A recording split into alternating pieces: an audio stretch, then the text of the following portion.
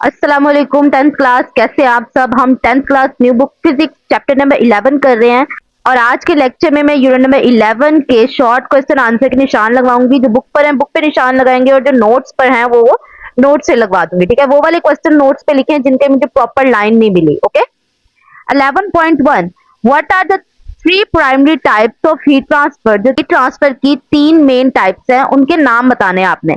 वैसे तो आपको पता ही है कि कंडक्शन है, कन्वेक्शन है और रेडिएशन है, बट एक प्रॉपर लाइन नहीं थी यहाँ पे, तो वो मैंने लिखे नोट्स पे, तो वहां से कर लेते हैं इसको। There are three ways by which transfer of heat take place. तीन तरीके हैं जिससे जो हीट है वो एक जगह से दूसरी जगह ट्रांसफर हो सकती। Number 1 conduction, number 2 convection and number 3 radiation. ये आपका 11.1 का आंसर, जिसमें आपने तीन टाइप्स बतानी है हीट ट्रांसफर की। पहला कंडक्शन, दूसरा कन्वेक्शन और तीसरा radiation. 11.2 why does heat travel faster in metal compare to non metal. इसके लिए आप पेज नंबर 21 ओपन कर ले, वहां पे इसका आंसर दिया हुआ है। ये देखिए, जब हमने इसको रीड किया था तभी मैंने कहा था कि ये क्वेश्चन ऑलरेडी बना हुआ था और इसका आंसर कहां से कहां तक था, कुछ यहां से यहां तक था। क्या कह रहे हैं इसके अंदर, metals have free electron that can move freely with in the material. Metals के अंदर जो फ्री इलेक्ट्रॉन प्रेजेंट होते हैं, ठीक है, इलेक्ट्रॉन्स तो सब मटेरियल के अंदर प्रेजेंट होते हैं, बट मेटल के अंदर कुछ एटम्स के बाहर भी फ्री इलेक्ट्रॉन्स प्रेजेंट होते हैं। अब वो फ्री इलेक्ट्रॉन क्या करते हैं, क्योंकि वो आजाद होते हैं, फ्रीली मूव कर सकते हैं, तो जैसे ही उनको हीट मिलती है वो जल्दी से तेजी से एक दूसरे से कोलाइड करते हैं और फ्रीली फ्रीली दूसरी एक एंड से लेकर दूसरे एंड तक हीट को जल्दी ट्रांसफर कर देते हैं। ठीक है, अगर ये इलेक्ट्रॉन इस एटम के साथ जुड़े हुए होते तो क्या होता, तो हीट ट्रांसफर इतनी अच्छे तरीके से नहीं होती, स्लोली स्लोली होती। बट यहाँ पे इलेक्ट्रॉन जो है फ्रीली प्रेजेंट है, तो वो जल्दी कोलिजन करेंगे तो हीट ट्रांसफर जो है वो जल्दी जल्दी हो जाएगा। These fast moving electron carry energy quickly from the hot area। ये जो फास्ट मूविंग इलेक्ट्रॉन्स हैं ये हीट एनर्जी को हॉट एरिया से जल्दी ले लेंगे और इसको जल्दी से कूलर एरिया तक ट्रांसफर कर देंगे। दिस इज वाई, यही रीजन है कि हीट जो है वो मूव करती है रैपिडली, तेजी से मेटल में मूव करती है जल्दी as compare to non metal.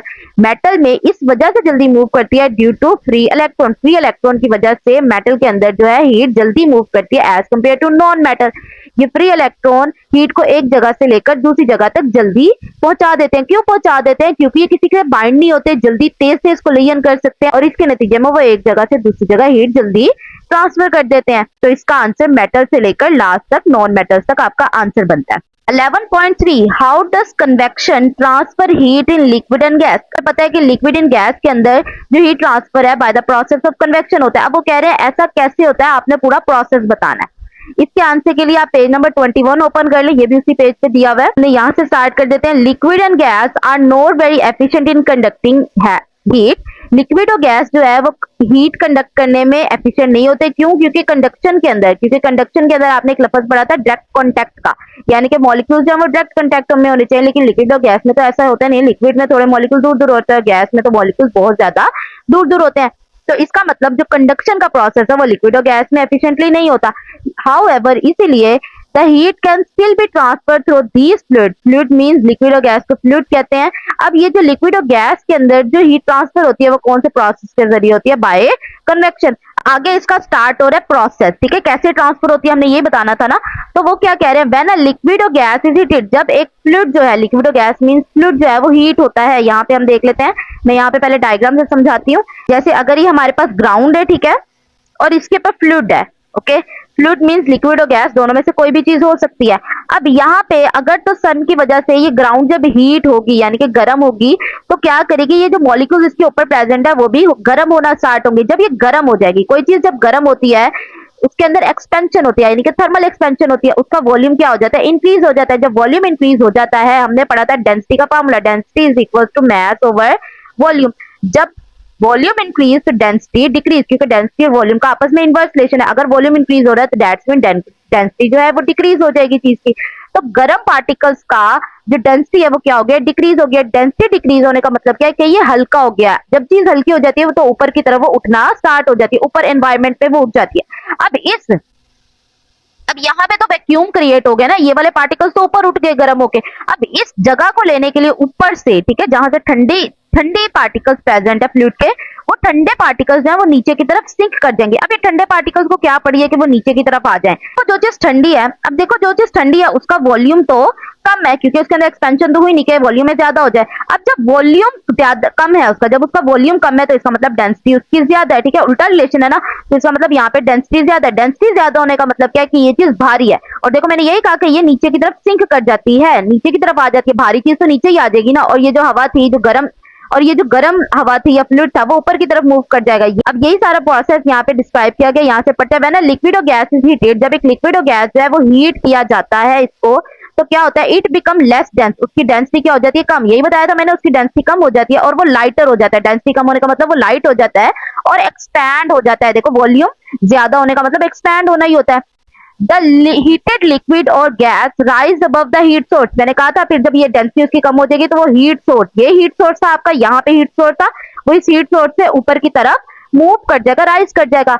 और फिर क्या होगा, the cooler fluid from the surrounding, जो कूल फ्लूइड था यानी कि उसके आसपास से जो कूल हवा थी या फ्लूइड था वो उसकी जगह लेने के लिए नीचे की तरफ सिंक कर जाएगा। Move area move in to take its place, this fluid then get heated. अब ये जो इधर मूव कर गया ये गर्म, ये ग्राउंड से गर्म, ये ग्राउंड की वजह से दोबारा गर्म होगा और दोबारा से ये साइकिल रिपीट होता रहेगा। Then this fluid get heated as well. यहां तक आपने इसका आंसर करना है, ठीक है। यहां लिक्विड से लेकर वेल तक आपका आंसर बनता है 11.2 का। क्वेश्चन है आपका 11.4, what natural phenomena occur land and sea bridge. Land और सी ब्रीज में कौन सा नेचुरल फिनोमिना होता है, इसकी लाइन जो है वो आप नोट से करेंगे। वैसे तो आपको पता ही है कन्वेक्शनल करंट इन्वॉल्व होता है, बट एक प्रॉपर लाइन जो है वो मैं नोट पे लिखी हुई है, वहां से कर लीजिएगा, ठीक है। Unequal heating of land and sea by the sun create convectional current in the air. आपको पता है ना कि अगर, तो हमने पढ़ा था कि जो लैंड है आपकी, ठीक है, लैंड है उसकी स्पेसिफिक हीट कैपेसिटी कम होती है। अगर दिन का टाइम है, ठीक है, जब दिन का टाइम है तो लैंड बहुत ज्यादा गर्म हो जाएगी। क्यों? क्योंकि इसका स्पेसिफिक हीट कैपेसिटी जो है वो कम है। स्पेसिफिक हीट कैपेसिटी का होने का मतलब, कम होने का मतलब है कि लैंड जल्दी गर्म भी हो जाएगी, जल्दी ठंडी भी हो जाएगी। दिन का टाइम अगर मैं लगा लेती हूँ, ठीक है, दिन के टाइम क्या होगा, लैंड जल्दी गर्म होगी, लैंड जल्दी गर्म होगी तो इसके ऊपर वाला जो फ्लूइड है वो ऊपर की तरफ ट्रांसफर कर जाएगा, राइज होके, ठीक है। डेंसिटी उसकी कम हो जाएगी, वॉल्यूम उसका ज्यादा हो जाएगा, डेंसिटी कम हो जाएगी और फिर वो ऊपर की तरफ राइज कर जाएगा। अब इधर की जगह लेने के लिए जो साथ ही सी है उधर से हवा ट्रांसफर करेगी इसकी जगह लेने के लिए, क्योंकि ये कोल्ड एयर होती है यहाँ पे, क्योंकि जो सी है वो वाटर से मिलकर बना है और जो वाटर है उसकी स्पेसिफिक हीट कैपेसिटी ज्यादा होती है, वो जल्दी गर्म नहीं होता। जो उसके ऊपर वाले मॉलिक्यूल है वो ठंडे होंगे, वो उसकी तरफ ट्रांसफर कर जाएंगे। ये हमारी होती है सी ब्रीज, क्योंकि ये दिन के टाइम चल रही है और ये सी से हवाएं आ रही है, ये सी ब्रीज होता है। यही बात यहाँ पे कह रहे हैं। इसी तरीके से लैंड ब्रीज में भी यही होता है कि अनइक्वल हीटिंग होती है, ठीक है। अब यहाँ पे यही कह रहे हैं कि इस अनइक्वल हीटिंग की वजह से कन्वेक्शनल करंट जो है वो जनरेट होता है। These convectional current are cause of land and sea breeze. यही जो कन्वेक्शनल करंट है वो जरिया बनता है लैंड और सी ब्रीज के चलने का। 11.5, how do birds and gliders take advantage of convectional current. Birds और ग्लाइडर कैसे फायदा उठाते हैं कन्वेक्शनल करंट का, हमने ये बताना है। इसके लिए आप ओपन कर लो पेज नंबर 23। ये देखो हम यहाँ से स्टार्ट करेंगे ग्लाइडर से। A glider which is like a small plane, ये जो है वो एक स्मॉल प्लेन की तरह होता है जिसके अंदर इंजन नहीं होता। अब देखो जब इसके अंदर इंजन नहीं है तो ये ऊपर हवा में कैसे उठ रहा है। आपको पता है कि जब अगर मैं ये लगाऊं, ये मेरी सरफेस है, ठीक है, अब ये मेरी सरफेस है अर्थ की, अब हमारी सरफेस से जो वार्म एयर है वो ऊपर की तरफ उठ रही होती है, ठीक है, सन की वजह से दिन के टाइम। अब जब ये ऊपर की तरफ उठ रही है तो ये ग्लाइडर जो है इन्हीं थर्मल्स का, यानी कि इन्हीं वार्म एयर, राइजिंग एयर का, ये जो वार्म एयर राइज हो रही है इसी का फायदा उठा के ऊपर की तरफ उठता है। यही लिखा हुआ है, rely on upward movement of warm air. किसकी मदद से उठता है? ये जो अपवर्ड मूवमेंट हो रही है एयर की, उसी की मदद से ऊपर उठता है। और थर्मल्स भी उसी एयर को कह रहे हैं जो ऊपर की तरफ उठ रही है। क्रिएटेड बाय कन्वेक्शन, जो किसकी वजह से होता है, किस प्रोसेस की वजह से उठ रही है, कन्वेक्शन करंट की वजह से उठ रही है। ग्लाइडर क्या करता है, एडवांटेज लेता है इस राइजिंग करंट का, इस राइजिंग एयर का एडवांटेज लेता है, वार्म एयर जो ऊपर उठी है उसका फायदा लेता है और काफी देर तक हवा में रह लेता है, ठीक है, ऊपर उठता रहता है। इसी तरीके से जो बर्ड्स हैं वो क्या करते हैं, वो भी इस थर्मल का, यानी कि इसी, ये जो थर्मल्स मीन ऊपर उठती हुई जो वार्म एयर है उसी को बोल रहे हैं थर्मल्स। अब ये जो बर्ड्स वगैरह हैं ये भी क्या करते हैं, ये जो वार्म एयर ऊपर की तरफ उठ रही है इसका फायदा लेते हैं और काफी देर तक अपने जो पर है उसको फड़फड़ाए बगैर, फ्लैप किए बगैर हवा में उठते रहते हैं।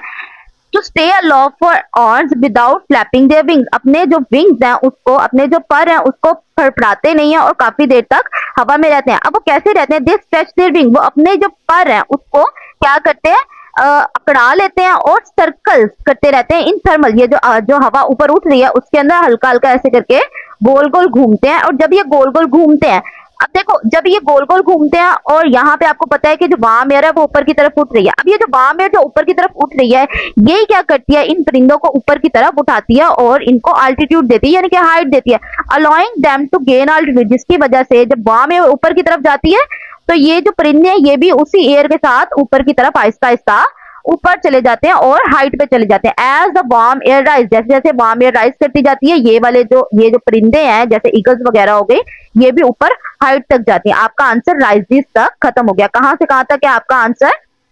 ये आपका आंसर स्टार्ट हो रहा है ग्लाइडर से लेकर राइजिस तक। ठीक है, next question 11.6, what is radiation? Radiation क्या होती है?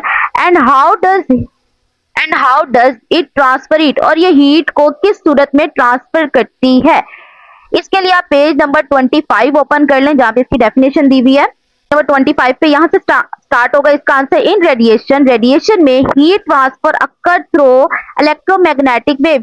रेडिएशन में जो हीट ट्रांसफर है वो किसके जरिए होता है? इलेक्ट्रोमैग्नेटिक वेव के जरिए होता है, विदाउट रिक्वायरिंग अ मीडियम, जिसको मीडियम की जरूरत नहीं होती। यहां तक आपका आंसर एंड हो जाता है 11.6 का। 11.7, why does a dull black surface emit and absorb more radiation than a shiny silver surface? इस क्वेश्चन में वो कह रहे हैं कि जो डल ब्लैक सरफेस है वो रेडिएशन ज्यादा इमिट और एब्जॉर्ब क्यों करती है as compare to shiny surface? इसका आंसर पेज नंबर 26 पे दिया हुआ है। यहाँ पे दिया हुआ है इसका answer dull black surface. Dull black color surface are very good at absorbing and emitting infrared radiation। जो डल ब्लैक कलर सरफेस होती हैं, क्योंकि आपको पता है जो रेडिएशन की इमिशन होती है या एब्जॉर्प्शन होती है वो कलर सरफेस और टेक्सचर पे डिपेंड करती है। अब यहाँ पे कलर सरफेस जो है, जो डल ब्लैक कलर सरफेस होती है वो बहुत ज्यादा अच्छी एब्जॉर्बर भी होती है और अच्छी इमिटर भी होती है। इसी वजह से जो डल ब्लैक हीट सरफेस होती है वो हीट अप भी जल्दी हो जाती है और कूल डाउन भी जल्दी हो जाती है by giving of more heat. On the other hand, इसी के बरक्स अगर मैं शाइनी और कलर सरफेस की बात करूं तो वो पुअर एब्जॉर्बर होती है और पुअर एमिटर होती है, यानी कि वो ना जल्दी से एब्जॉर्ब करती है हीट को और ना जल्दी से इमिट करती है। Instead they reflect most of the infrared radiation away, और वो बहुत ज्यादा इंफ्रारेड रेडिएशन को रिफ्लेक्ट करती हैं। यहां तक आपका आंसर इसका एंड हो जाता है। डल से लेकर अवे तक आपने इसका आंसर लगा लेना है। First question है 11.8, how does the greenhouse effect help regulate earth temperature? जो ग्रीन हाउस इफेक्ट है वो अर्थ के टेम्परेचर को रेगुलेट करने में कैसे हेल्पफुल होता है? इसके अंदर हम करेंगे पेज नंबर 29 ओपन करें, वहां पे इसका आंसर दिया हुआ है। यहां से इसका आंसर करेंगे, the earth atmosphere functions is in similar way to green house, trapping heat from the sun with the gas such as carbon dioxide and water vapors. This help to maintain the Earth's temperature। यहाँ तक आपका answer खत्म हो जाता है। अब इसमें क्या कह रहे हैं देखो, अब यहाँ पे सन है, ठीक है, अगर मैं यहाँ पे इमेजिन कर लूं, ये मैं इमेजिन कर लेती हूँ। पहले तो ये ग्रीन हाउस बना हुआ था बट मैं अब यहाँ पे बना रही हूँ अर्थ। ओके, ये मैंने अर्थ बना दी और ये जो शील्ड बनी हुई है ना, मैं कहती हूँ ये बनी हुई है गैसेस से, क्योंकि हमारी इन्वायरमेंट में बहुत ज्यादा गैसेस है, जैसे कार्बन डाइऑक्साइड, सीएफसी गैस, यानी कि ग्रीन हाउस गैसेस जिसको बोलते हैं हम, वो बहुत ज्यादा इमिट हो रही है, रेडिएशन बहुत ज्यादा इमिट हो रही है क्योंकि हम हार्मफुल गैसेस वगैरह यूज कर रहे हैं।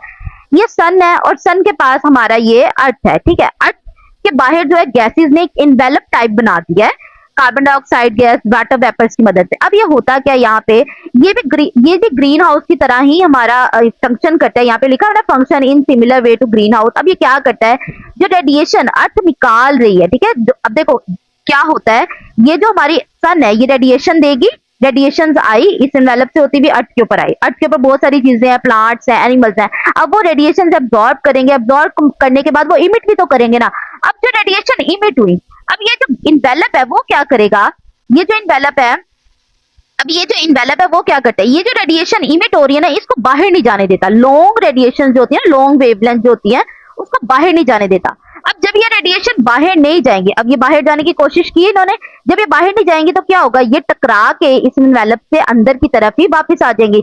यानी कि ये अर्थ है, ये बाहर जाने की उन्होंने कोशिश की लेकिन वो बाहर नहीं जा सकी, ये गैसेस वगैरह की वजह से, और ये ऐसे टकराकर दोबारा से अर्थ पे ही वापस आ जाएंगे।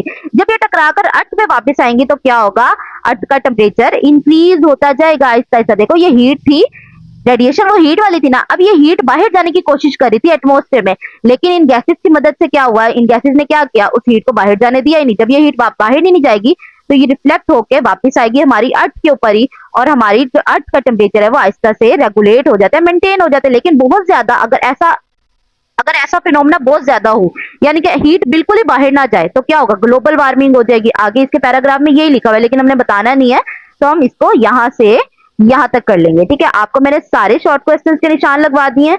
जिसकी लाइन मुझे यहाँ पे नहीं मिली थी, मैंने आपको नोट्स प्रोवाइड कर दिए थे, उधर से देख लीजिएगा, उधर से कॉपी के ऊपर नोट कर लीजिएगा। तो किसी भी किस्म की किसी क्वेश्चन के निशान में कोई प्रॉब्लम हो, कोई कंफ्यूजन हो, तो आप मुझसे पूछ लीजिएगा।